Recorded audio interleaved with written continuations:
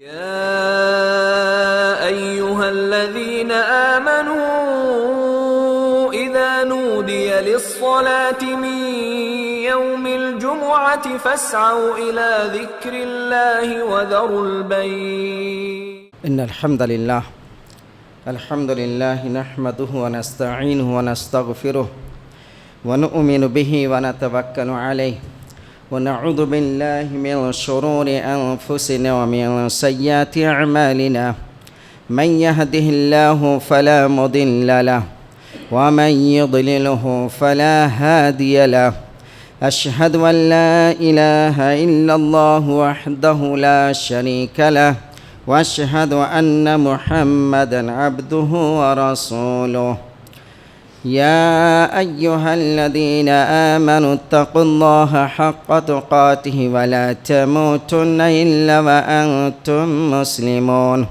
يا أيها الناس اتقوا ربكم الذي خلقكم من نفس واحدة وخلق منها زوجها وبث منهما رجالا كثيرا ونساء واتقوا الله الذي تساءلون به والأرحام إن الله كان عليكم رقيبا يا أيها الذين آمنوا اتقوا الله وقولوا قولا سديدا يصلح لكم أعمالكم ويغفر لكم ذنوبكم ومن يطع الله ورسوله فقد فاز فوزا عظيما أما بعد فإن خير الحديث كتاب الله وخير الهدي هدي محمد صلى الله عليه وسلم وشر الأمور محدثاتها وكل محدثة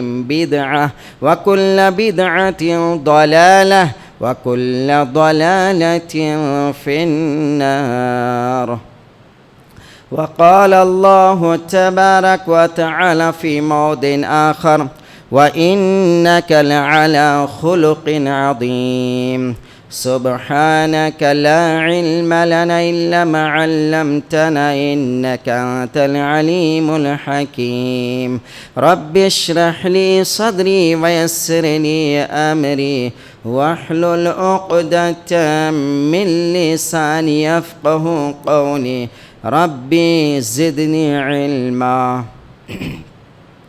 معزز محترم سامعین کرام، پردہ نشین اسلامی خواتین، ہر طرح کی تعریف، توصیف، بڑائی، کبریائی وحدہ لا شریک لہ رب العالمین کے لیے ہے۔ اللہ تعالیٰ کی مختصر تعریف اور حمد و ثنا کے بعد پیارے نبی محمد رسول اللہ صلی اللہ علیہ وسلم، آپ کے اہل ویال، ازواج مطہرات، تمام اصحاب اجمعین اور متبعین پر سلامتی فرمائیں۔ حضرت گرامی، آپ کے سامنے قرآن مجید میں سے سورہ قلم کی ایک آیت پڑھی گئی ہے، اور میرا جو عنوان ہے سیرت النبی صلی اللہ علیہ وسلم، یہ میرا مرکزی آیت ہے۔ انشاءاللہ ہر خطبہ میں، ہر جمعہ میں جب بھی میں آؤں گا، آیت یہی پڑھی جائے گی آپ کے سامنے انشاءاللہ۔ اللہ کے رسول صلی اللہ علیہ وسلم کی سیرت، گزشتہ جمعہ ہم نے سیرت کی اہمیت کے اوپر سنا تھا۔ آج انشاءاللہ اب ہم اپنی عنوان کی طرف آگے بڑھیں گے۔ سیرت کا مطلب کیا ہے؟ اللہ کے رسول صلی اللہ علیہ وسلم کی زندگی۔ اللہ کے رسول صلی اللہ علیہ وسلم کی زندگی کیسی تھی؟ آپ کس طرح سے پرورش پائے، جوان ہوئے، جوانی گزارے، ادھیڑ عمر میں آئے، نبوت ہونے تک آپ کی 40 سالہ زندگی، یہ بھی ایک مثالی زندگی ہے۔ اللہ نے اس زندگی قسم کھایا ہے۔ نبی آپ کی 40 سالہ زندگی قسم، یہ مکہ والے آپ کی زندگی میں کوئی غلطی بتا دے، کوئی داغ دھبا بتا دے، اللہ نے اس 40 سالہ زندگی کی بھائی قسم کھائی ہے۔ اس اعتبار سے یہ زندگی بہت اہم زندگی ہے۔ یہیں پر انسان کی پہچان بنتی ہے، انسان اچھا ہے برا ہے۔ یہی سے انسان کی اخلاق کا پتہ چلتا ہے کہ انسان کی اخلاق کیسی ہے۔ اس اعتبار سے اللہ کے رسول صلی اللہ علیہ وسلم کی زندگی میں جانے سے پہلے اللہ کے رسول کا سلسلہ نسب، آپ کا خاندان کیا ہے، آپ کس خاندان سے تعلق رکھتے ہیں، اس کو ہم جان لیں گے پہلے، اس کے بعد انشاءاللہ ہم آگے بڑھیں گے۔ تو آئیے سیرت کی کتاب، مشہور کتابیں جیسے ابن ہشام، رحمت للعالمین، الرحیق المختوم، سیرت النبی، اس کے علاوہ عربی میں بہت ساری کتابیں ہیں، لیکن جو ہمارے انڈیا میں یا ہم بھارت میں جو رہتے ہیں، ہم کو جو دستیاب میں جو کتابیں، ان کتابوں سے پتہ یہ چلتا ہے کہ اللہ کے رسول صلی اللہ علیہ وسلم کی سلسلہ نسب 3 طرح سے لوگوں نے بیان کیا ہے، 3 حصوں میں تقسیم کیا ہے۔ ایک حصہ کیا ہے؟ عدنان تک، اللہ کے رسول صلی اللہ علیہ وسلم کے جد اعلیٰ عدنان تک، وہاں تک کچھ لوگوں نے بیان کیا، اور اس پر تمام سیرت نگاروں کا اتفاق ہے، کسی کا اختلاف نہیں ہے۔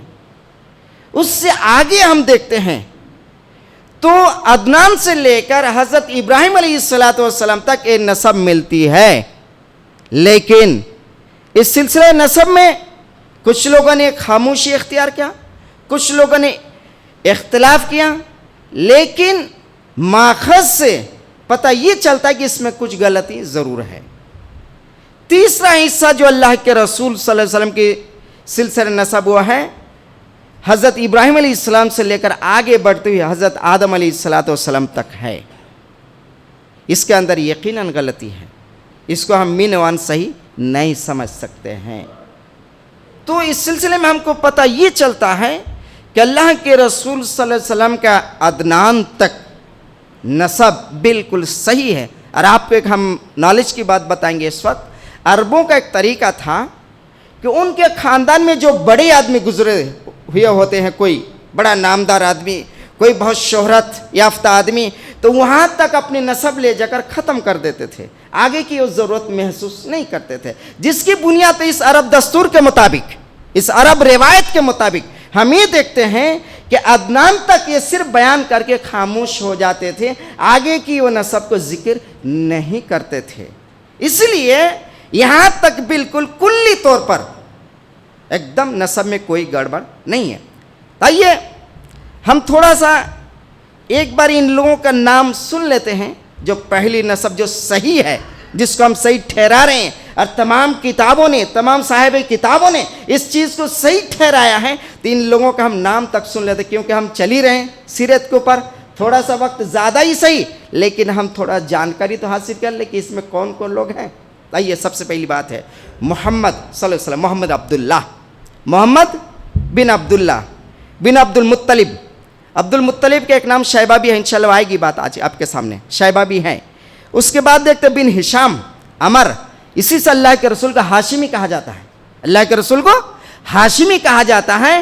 یہ ان کا اصل نام عمر ہے، لیکن ان کا لقب ہاشم ہے۔ ہاشم کیوں پڑا وہ بھی انشاءاللہ آپ کے سامنے بتائیں گے وہ بات۔ بن عبد مناف، یعنی ان کا نام مغیرہ ہے۔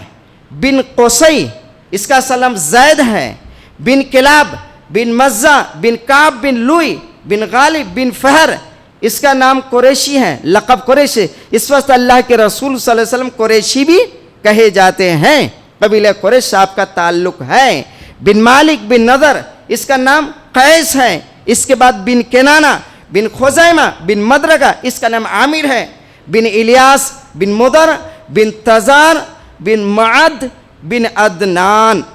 یہاں تک اللہ کے رسول صلی اللہ علیہ وسلم کی نسب نامہ صحیح ہے، کسی کا بھی کوئی اختلاف نہیں ہے۔ اور یہ جو میں نے آپ بات بتائے، ان باتوں کو کس نے لکھا وہ بھی میں حوالہ دادا، سیرت ابن ہشام نے بھی اس کا ذکر کیا۔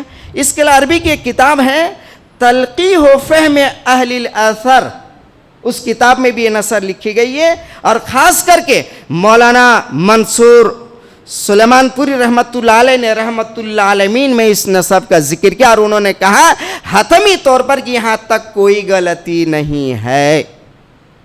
رحمت اللہ عالمین جو کتاب اس وقت ہمارے لگ بھگ اردو زبان میں جانے مانی کتاب ایک ہے، اس کے اندر یہ ان چیزوں کی ذکر کیا انہوں نے مولانا صاحب نے، اور کہا کہ اس میں کوئی غلطی کی گنجائش نہیں ہے۔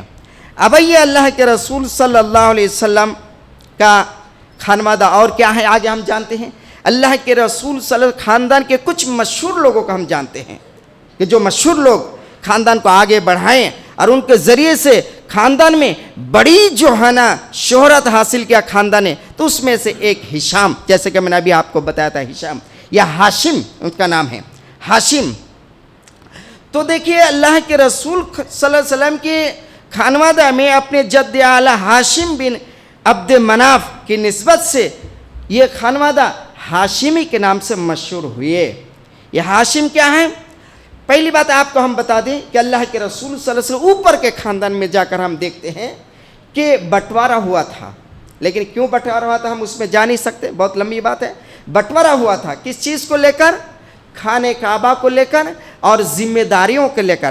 تو ایسی صورت میں جب بنو عبد مناف اور بنو عبد الدار کے درمیان عہدوں کی تقسیم ہوئی، تو ایسی صورت میں سقایا یعنی حجاج کرام کو پانی پلانے، اور اسی طرح رفادہ یعنی حجاج کرام کی میزبانی کرنے میں، تو یہ ساری چیزیں جو بنی عبد مناف کی اولاد ہاشم ہی کو حاصل ہوا تھا۔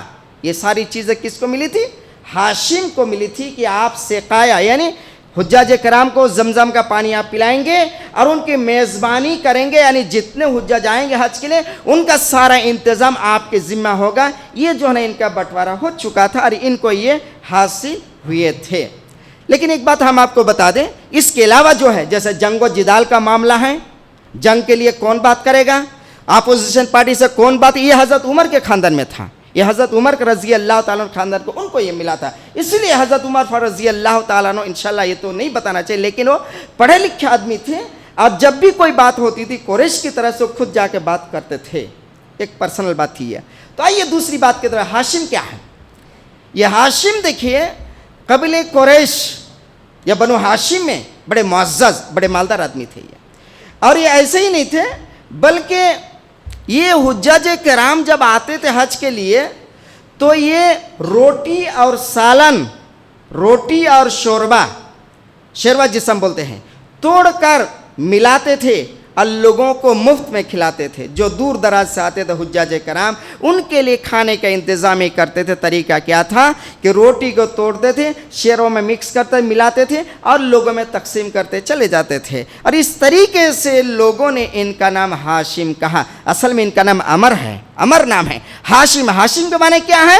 توڑنے والا، یعنی روٹی کو توڑتے تھے اور ملاتے تھے اور لوگوں کو مکس کر کھلاتے تھے، اس لیے لوگوں نے کہا یہ تو انت ہاشم، ارے تم تو ہاشم ہو، توڑنے والے ہو، انہیں روٹی توڑ کے تم جن لوگوں کو کھلاتے ہو۔ یہ کہہ کر لوگوں نے ان کا لقب کیا کر دیا؟ ہاشم رکھ دیا۔ اس کے بعد کیا ہوا؟ ہاشم کی زندگی میں ایک عجیب واقعہ پیش یہ آیا کہ یہ ملک شام جا رہے تھے تجارت کے لیے جاتے جاتے یثرب گئے، یعنی جو آج مدینہ ہے اس کا پورا نام یثرب ہے، وہ یثرب گئے اور وہاں جا کر ایک لڑکی سے نکاح کر لیا، بنو نجار کی ایک خاتون جس کا نام ہے سلمہ بنت عمر ان کا نام ہے۔ ان کو نکاح کر لیا اور کچھ دنوں تک وہیں پر رکے رہے اور اس کے بعد آپ آگے چلے گئے۔ لیکن اس بیچ کیا ہوا؟ ان کی بیوی جو سلمہ بنت عمر جو ہے یہ حاملہ ہو گئی اور شوہر آگے چلے گئے تجارت کے لیے، اور ٹھیک غزہ جو آج آپ دیکھ رہے ہیں، غزہ جس کی حالت آپ جان نہیں رہے ہیں، سوشل میڈیا جو لوگ دیکھ رہے ہیں، تو غزہ میں جا کر ان کا انتقال ہو گیا ہاشم کا۔ لیکن ادھر یہ جو بچہ جو حاملہ ہو کر ماں کے پیٹ میں رہ کے پیدا ہوئے، یہ پیدا ہو گئے بچہ، اب اس کا باپ تو واپس آئے نہیں، ماں کے ساتھ ماں کے پاس پرورش پانے لگے، اور یہی وہ بچہ ہے جو عبد المطلب ہیں، یہی وہ بچہ عبد المطلب ہیں۔ تو ہوا کیا؟ جب بچہ پیدا ہوا تو ان کے بال میں سفیدی تھی، سفید بال والا پیدا ہوا، تو ماں نے اس کا نام کیا رکھ دیا؟ شیبہ، سفید بال والا، ماں نے کیا رکھ دیا؟ شیبہ نام رکھ دیا۔ اس طریقے سے ہاشم کا بیٹا شیبہ یعنی عبد المطلب اللہ کے رسول صلی اللہ علیہ وسلم کے دادا، یہ مدینہ میں پیدا ہوئے تھے، اس وقت ان کے باپ وہاں موجود نہیں تھے۔ اب ہاشم کی زندگی کو ہم دیکھتے ہیں کہ ان کی اولاد کے اوپر اگر نظر ڈالتے ہیں تو اولاد میں دیکھیے 4 نرینہ اولاد، یعنی لڑکے 4 لڑکے تھے ان کو، اور اسی طریقے سے ان کا 4 لڑکیاں تھیں۔ ابن ہشام اور اسی طریقے سے رحمت للعالمین انہوں نے ان بچوں کا نام کا بھی ذکر کیا ہے. آئیے ہم ان چاروں کا نام بھی جانتے ہیں, لڑکا لڑکیوں کا نام بھی جانتے ہیں. تو سب سے پہلا نام جو ہے اسد, دوسرے بچے کا نام ابو سیفی, تیسرا کا نام ہے نضلہ, چوتھے عبد المطلب. جیسے کہ میں نے ابھی بتایا آپ کو کہ شیبہ کے نام سے جو بچہ پیدا ہوا مدینہ میں وہی عبد المطلب ہیں. تو یہ اس طریقے سے ہم جو ہے نا نرین اولاد کے نام جان لیے. لیکن لڑکیوں میں جو ہے وہ کیا نام ہے ان کا نام, ایک کا نام ہے شفا, ایک کا نام ہے خالدہ, ایک کا نام ہے ضعیفہ اور ایک کا نام ہے جنتہ. ابن ہشام رحمت للعالمین نے انہی ناموں کا تذکرہ کیا ہے جو میں نے آپ کے سامنے رکھا ہے.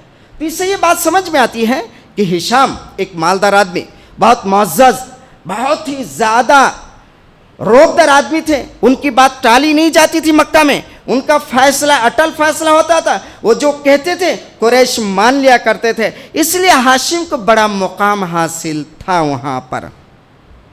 اب آئیے عبد المطلب کی طرف. ابھی جو میں نے ابھی جو ذکر کیا آپ کے سامنے, عبد المطلب اللہ کے دادا جان. تو ہوا کیا کہ جیسے کہ ابھی میں نے آپ کو بتایا, شقایہ رفادہ کا منصب ہاشم کے بھائی اب مطلب کا حاصل ہوا, یعنی ہاشم کا وہاں انتقال ہو غزہ میں. اب ان کا بھائی مطلب تھا. دیکھیے کنفیوز نہ ہو جائے آپ, ایک عبد المطلب اور ایک صرف مطلب, دو الگ الگ نام ہیں. ایک عبد المطلب جو اللہ کے رسول حقیقی دادا ہیں, اور ایک ہے صرف مطلب جو اللہ کے رسول دادا کے چاچا ہیں. اللہ کے رسول کے دادا کے چاچا ہیں, وہ ہے مطلب. تو جیسے ہی ہاشم کا انتقال وہاں ہو گیا, اب ساری منصبیں ساری چیزیں کس کو حاصل ہوئی؟ اپنے بھائی مطلب کا حاصل ہوئے.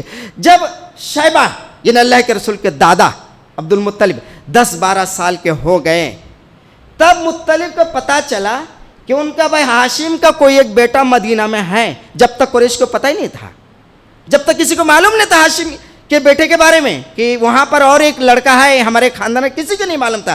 ان کو 10-12 سال کے بعد پتہ چلتا ہے کہ ایک بیٹا ہمارا وہاں بھی مدینہ میں رہتے ہیں, یعنی یثرب میں رہتے ہیں, اور وہ ان کا باپ انتقال کر چکا, یتیمی کی حالت میں ہے.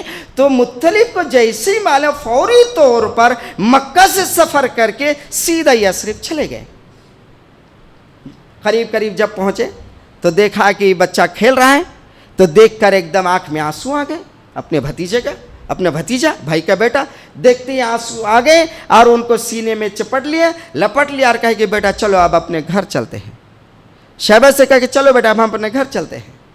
تو شیبہ نے انکار کر کہا کہ نہیں, میں امی جان کی اجازت کے بغیر نہیں آ سکتا آپ کے ساتھ, میں ماں کی اجازت کے بغیر آپ کے ساتھ نہیں آ سکتا. کس نے انکار کر دیا؟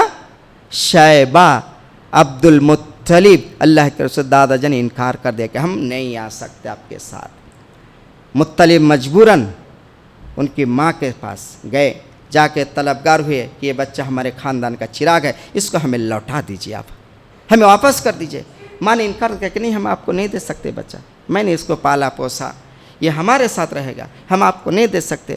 مطلب نے واسطہ دیا کہ دیکھو میں اس کو وہاں لے جانا چاہتا ہوں, بیت اللہ کی طرف لے جانا چاہتا, اس کے باپ وہاں کے بادشاہ تھے, وہاں کے مالک تھے, وہاں کے سربراہ تھے, بیت اللہ کے خادم تھے, حجاج کرام کے سقایا رفادہ تمام چیزوں کے ذمہ دار تھے. اس بڑی ذمہ داری کی طرف اس کو لے جانا چاہتا ہوں, نہ کہ میں اپنا غلام بنا کے لے جانا چاہتا, ان کو اپنے بادشاہ کی طرف لے جانا چاہتا. برائے مہربانی آپ ان کو جانے دیجیے اور اپنے باپ کے عہدہ کو سنبھالنے کا آپ موقع دیں. ماں سن کر راضی ہو گئے, تیار ہو گئے کہ ٹھیک ہے اگر ایسی بات ہے تو آپ لے جائیے. عبد المطلب کو مطلب نے کیا کہا, میں نے عبد المطلب کو مطلب نے چچا نے بھتیجا کو اپنے اونٹ کے پیچھے بٹھا لیا اور سیدھا مکہ کی طرف روانہ ہو گئے. یہاں سب چل رہے ہیں, آگے جا رہے ہیں. جب مکہ میں داخل ہونے لگے, جب مکہ آنے لگے, لوگوں نے دیکھا مطلب کے پیچھے ایک لڑکا, مطلب کے پیچھے لوگوں نے دیکھا لڑکا. لوگوں نے کہا یہ تو عبد المطلب ہے, مطلب کا غلام ہے. اجی یہ غلام نہیں, یہ میرا بھائی کا بیٹا ہاشم کا بیٹا ہے جی. یہ کہا یہ غلام نہیں ہے, یہ بیٹا ہے میرے خاندان کا. مطلب نے کہا کہ میرا بھائی ہاشم کا بیٹا ہے.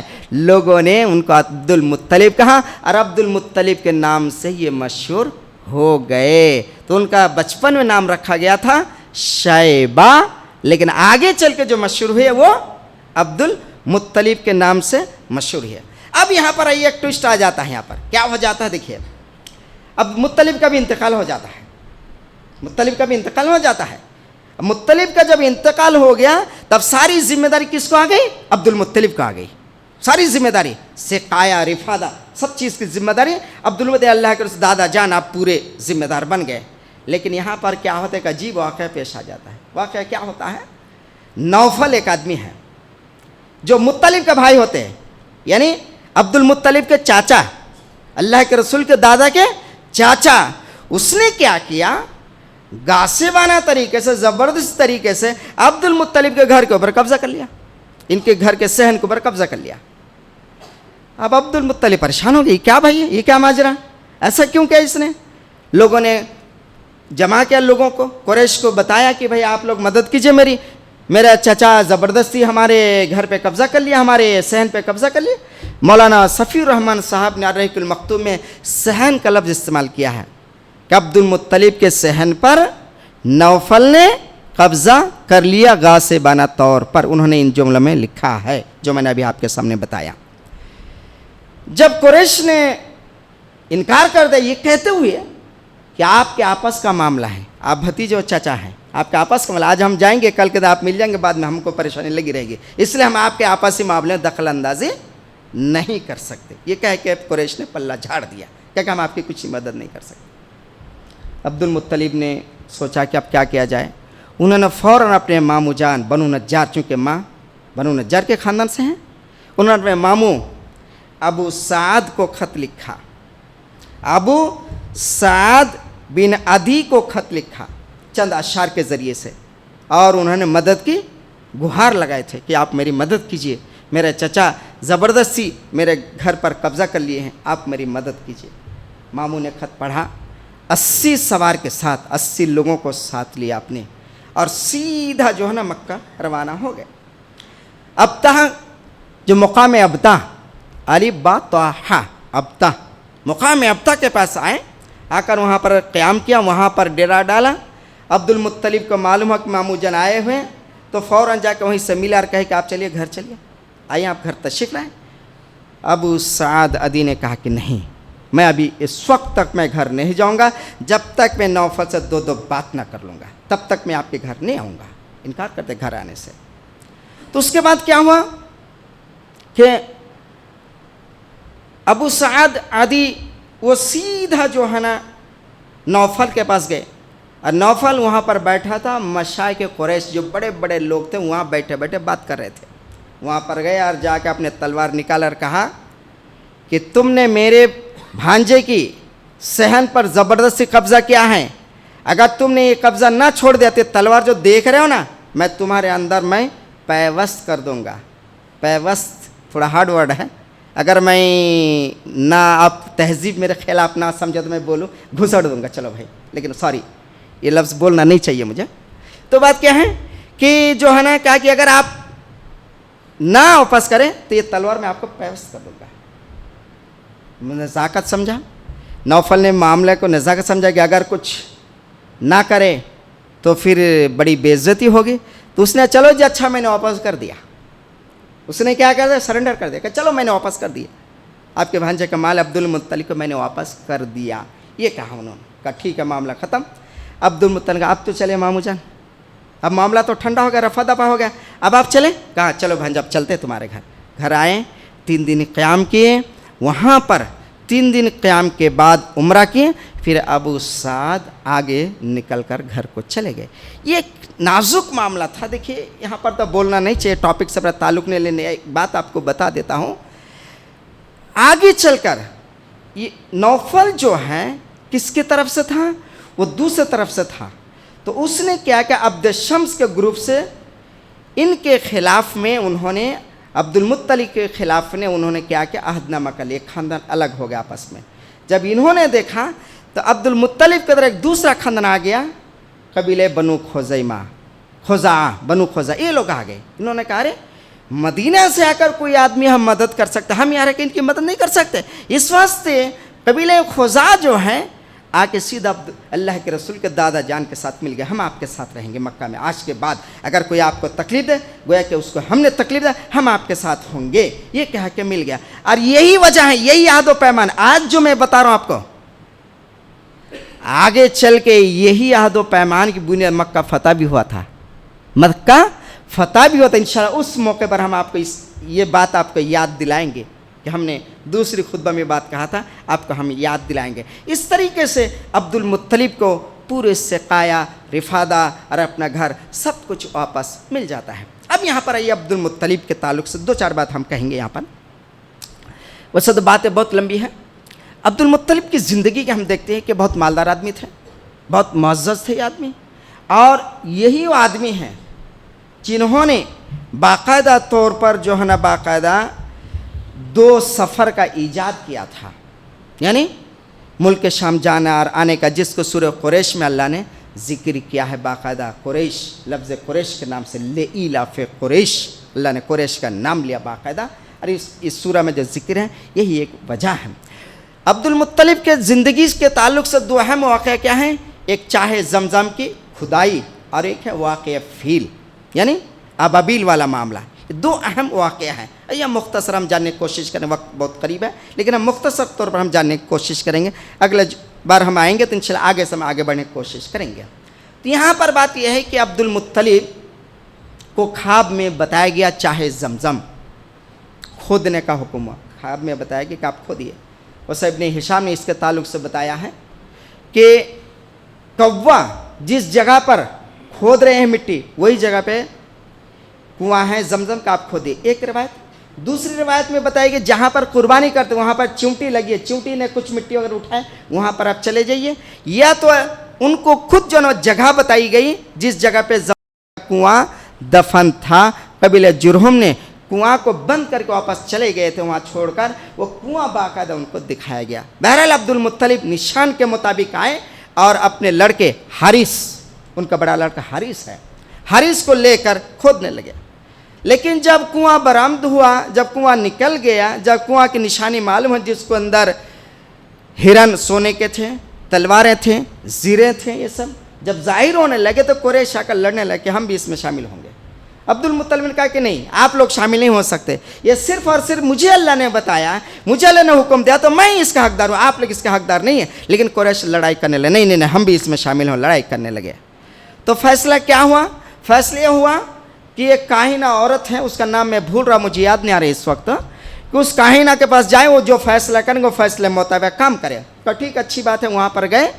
तो वहाँ पर जब जाने लगे तो रास्ते में ऐसे कुछ अजीब और गरीब निशानी देखे जिससे लोग समझ गए ये सिर्फ और सिर्फ अब्दुल मुत्तलिब के हिस्से में है, उन्हीं को अल्लाह ने ये एजाज़ी तौर पर अता किया है, इसमें हम लोग हिस्सा ना ले तो बेहतर है। ये सोच कर सब लोग हट गए और अब्दुल मुत्तलिब ने चाहे ज़मज़म की खुदाई किया जिसके अंदर हिरन, तलवारें, ज़ीरे निकले, और हिरन जो सोने के निकले थे उसको दीवार पे लगा दिए, और तलवारों से जो सोने की थी, प्योर सोने की, उससे दरवाज़ा बनाए, हिरन के दरवाज़ा फिट किए और पानी का इंतज़ाम किया। इस तरीके से चाहे ज़मज़म की मुकम्मल तौर पर खुदाई हो गई। लेकिन मौलाना सफ़ी रहमान साहब लिखते हैं यही वो मौका था जिस वक्त अब्दुल मुत्तलिब ने कसम खाया था, नज़र माना था कि अगर अल्लाह ने मुझे 10 औलाद अता किया और सब के सब जवान हो और इस उम्र को पहुंच जाए कि अपनी दिफा कर सके। आज जैसे कि मैं कुरैश के सामने बेबस नजर आया, आज मैं कुरैश के सामने मजबूर हुआ, अगर अल्लाह मुझे इतनी ताकत दे दे कि मेरे 10 लड़के हों और सब के सब जवान हो और अपनी दिफा कर सके, तो मेरे 10 लड़कों में से एक लड़का को मैं तेरे राह में कुर्बान कर दूंगा। ये उन्होंने नज़र मान लिया। आगे चल के अब्दुल मुत्तलिब 10 बेटे पैदा हो जाते हैं। तब अपने बेटों को याद दिलाते हैं जब बच्चे जवान हैं कि बच्चे सुनो, बात ये है, चाहे ज़मज़म खुदाई का वाक़या पेश आया था, मैंने नज़र माना था, बताओ क्या करें। सब ने कहा कि ठीक आप कीजिए। तो कुरान अंदाज़ी की गई। कुरान अंदाज़ी करने के बाद क्या हुआ کہ نام عبداللہ کا نکلا، اللہ کے رسول کا ابا جان کا نکلا۔ اب جیسے اللہ کے رسول کا ابا جان کا نام نکلا، آپ ہاتھ پکڑے اور سیدھا جو نا قربان گاہ کی طرف چلے۔ عبدالمطلب، قریش آڑے آئے کہ اے عبدالمطلب، اگر آج تم نے اپنے بیٹے کو ذبح کر دیا تو پھر یہی روایت چل پڑے گی، آگے چل کے کسی گھر میں پھر بیٹا نہیں رہے گا، اس لیے سوچ سمجھ کے فیصلہ لو، سوچ سمجھ کے فیصلہ، اس کو ذبح نہ کرو۔ ادھر سے اس کے ماموں جان، ادھر کے وہ لوگ آگے کہا کہ آپ ذرا سوچ سمجھ کا فیصلہ لیں، آپ جلد بازی نہ کریں۔ اللہ کے رسول صلی اللہ علیہ وسلم کے ابا جان کے ماموں وہ لوگ آگے آ کر اپنے بہنوں کے سمجھانے لگے کہ آپ ایسا نہ کریں اللہ کے واسطے، آپ دوسرا کچھ راستہ اختیار کریں۔ تو انہوں نے کہا آخر میں کروں تو کیا کروں، کیا کروں میں اس کو، میں نے نظر مان لیا اور اللہ نے وہ 10 اولاد دیا ہے اور سب کے سب اس دفاع کے جو لائق ہیں، میرے نظر کے مطابق مجھے یہ کرنا پڑے گا۔ تب لوگوں نے کہا کہ نہ ایسا نہ کیجیے، ایک کاہن عورت کا نام بتائیں، اس کا نام بھی میں بھول رہا، اس وقت مجھے یاد نہیں آ رہا، اس کے پاس جائیے، جا کر ان سے فیصلہ لیجیے، جو کہے کیجیے۔ تو ان کے پاس گئے تو کہے، تو انہوں نے کہا کہ عبدالمطلب یہ کام کیجیے آپ کہ عبداللہ کو ایک طرف، 10 اونٹ کو ایک طرف رکھیے، لاٹری نکالیے، اگر عبداللہ کے نام پہ پھر سے لاٹری آ جاتی ہے تو 10 اونٹ کو 20 کیجیے آپ، اور اگر اونٹ کے نام پہ لاٹری نکلتی ہے تو اونٹوں کو ذبح کر کے آپ چھوڑ دیجئے، جو کھائیں سو کھائیں، آپ کا کوئی حق نہیں، آپ ایسا کیجئے۔ جب تک اونٹوں کا باری نہ آ جائے تب تک آپ قرآن اندازی کرتے رہے، یہاں تک کہ عبدالمطلب قرآن اندازی کرتے رہے، 10 بڑھاتے گئے، جب 100 اونٹ ہو گئی، جب 100 اونٹ کا مقدار ہو گیا تو اونٹ کے نام پہ قرآن نکلا۔ سب لوگوں نے چین کا سانس لیا، کہا کہ چلو ٹھیک ہے، اب ہمارے لاڈلا عبداللہ بچ جائیں گے، اور 100 اونٹ کو ذبح کیا اللہ کے راہ میں، اور وہیں پر چھوڑ دیے جانوروں کو، غریبوں کو، مسکینوں کو کھانے کے لیے، اور اس میں سے کچھ بھی نہیں ہے، وہاں سے سیدھا گھر آ گئے۔ اس دن کے بعد سے عرب دستور کے مطابق اس سے پہلے ایک آدمی کی دیت، مرڈر کا دیت جو کیا تھا، 10 اونٹ تھا، لیکن جب عبداللہ کا واقعہ آیا، 100 اونٹ کے بدلے میں عبداللہ کو بچایا گیا، تو لوگوں نے اس دیت کو 100 کر دیا کہ آج کے بعد سے 100 اونٹ جو ہے نا دیت مکمل کیا جاتا ہے۔ یہ جو ہے نا چیز ہے، یہاں سے اللہ کے رسول صلی اللہ علیہ وسلم نے کیا کہا اپنی زندگی میں، میں 2 ذبیح کا بیٹا ہوں، ایک ہمارے ابا جان عبداللہ اور ایک حضرت اسماعیل علیہ السلام، اس لیے میں 2 ذبیح کا بیٹا ہوں۔ تو کہنے کا مطلب کیا ہے کہ یہ تو عبداللہ کی زندگی اور عبدالمطلب کی زندگی کے تعلق سے جو ایک اہم حصہ تھا وہ میں نے آپ کو بتایا۔ انشاءاللہ اگلے خطبہ میں جب آئیں گے تو آپ کے سامنے ہم جو ہے نا واقع فیل کو ہم ضرور رکھیں گے آپ کے سامنے کہ اس وقت کیا ہوا تھا۔ لیکن کہنے کا مطلب ہے کہ سیرت النبی ہم کیوں جان رہے ہیں، جس نبی کو ہم مانتے، جس نبی کے لیے آج ہم جان دینے کے لیے بھی تیار ہیں، جس نبی کا نام سن کے ہم اپنے دل میں ایک محبت محسوس کرتے ہیں، اپنے دل میں تقدس محسوس کرتے ہیں، اس نبی کو جاننا ہر حال میں ضرور ہے، جس کے بارے میں اللہ نے کہا وَإِنَّكَ لَعَلَىٰ خُلُقٍ عَظِيمٍ، نبی آپ اخلاق کے سب سے اعلیٰ مقام پر ہیں۔ پوری دنیا میں قیامت تک، جب سے دنیا قائم ہوئی تب سے لے کر قیامت تک آپ کی اخلاق کو کوئی نہیں پہنچ سکتا، بلکہ آپ اخلاق کے بلند چوٹی پر اللہ تعالیٰ نے خود اعلان کیا ہے۔ اس نبی کو زندگی کو جاننے کی ہمیں کوشش کرنا چاہیے۔ اللہ تعالیٰ مسلمانوں کو ہمیشہ سیرت سے محبت کرنے کی توفیق عطا فرما، مولا کریم نبی کے سنت سے محبت کرنے کی توفیق عطا فرما۔ اے اللہ تعالیٰ نبی کے ہر سنت پہ عمل کرنے کی توفیق عطا فرما۔ اے اللہ تعالیٰ اسلام سے محبت کرنے کی توفیق عطا فرما۔ اے اللہ گناہ سے بچنے کی توفیق عطا فرما۔ اے اللہ گناہ سے نفرت کرنے کی توفیق عطا فرما۔ اے اللہ ہر نیکی سے محبت عطا فرما۔ اے اللہ ہر نیکی سے محبت عطا فرما۔ اے اللہ ماں باپ کی خدمت کرنے توفیق عطا فرما۔ اے اللہ جو بزرگ ہیں، ضعیف ہیں مولا کریم، اے اللہ جو لاچار مجبور ہے، اے اللہ ان کی زندگی جو بھی پریشانی اس پریشانی کو دور فرما۔ اے اللہ ہمارے مرحومین ہیں مولا، جو قبر کے اندر ہے مولا، ہمیں نہیں معلوم کس حال میں ہے مولا، اے اللہ ان کی حد نگاہ تک قبر کو کشادہ فرما دے مولا۔ مولا کریم ان کو جنت کا لباس پہنا دے مولا۔ اے اللہ اگر کسی وجہ سے ان پر عذاب ہو رہے مولا، ان کا عذاب کو موقوف کر دے مولا، عذاب کو روک دے مولا۔ تقبل یا رب العالمین۔ السلام علیکم ورحمۃ اللہ وبرکاتہ۔